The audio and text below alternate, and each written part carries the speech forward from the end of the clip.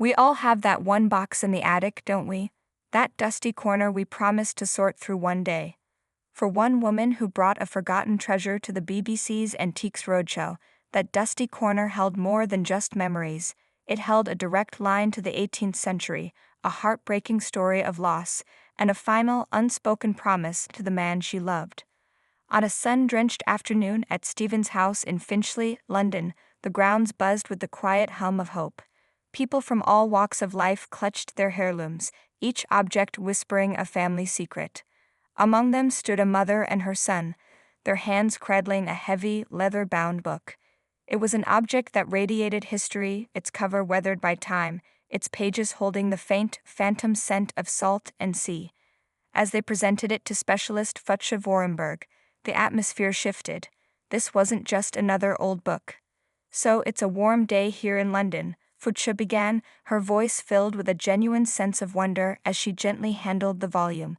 "But as you pulled this beautiful 18th century logbook out of your bag, I felt the shiver of a sea breeze run over me." The story behind its journey to this sunlit lawn was one of love and loss, a tale that resonated deeply. The guest, a woman with kindness in her eyes, explained its origins. "It was found in the attic of my partner's house near London," she shared.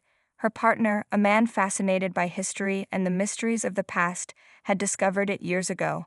They brought it with them when they retired to North Devon, planning to delve into its secrets together. But life, as it so often does, had other plans. In the chaos of moving and settling into a new chapter, the book vanished. "The book got mislaid," she said, a hint of old frustration in her voice, "and we couldn't find it in the house. They searched, but it remained stubbornly hidden, a frustrating puzzle. The research he dreamed of was put on hold. Sadly, he passed away last year," she continued, her voice softening with the weight of her grief. In the quiet, difficult days that followed, while sorting through a life's worth of belongings, the book finally reappeared. It was a bittersweet discovery, a ghost from their shared past. Her son, standing supportively by her side, added a layer to the poignant story. He was really interested in the book, and it was sad he didn't have the opportunity to do it. So we just wanted to make sure that we found out more about it.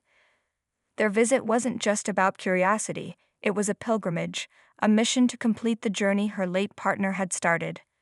Futsche Vorenberg, now the keeper of this legacy, opened the book, and its pages began to speak. She revealed it wasn't just any maritime record, it was the official logbook for a vessel named the Triton, a ship that sailed under the flag of the formidable East India Company. This wasn't just a shipping company, it was a global superpower of its time, a private enterprise that commanded armies, ruled territories, and shaped the course of history.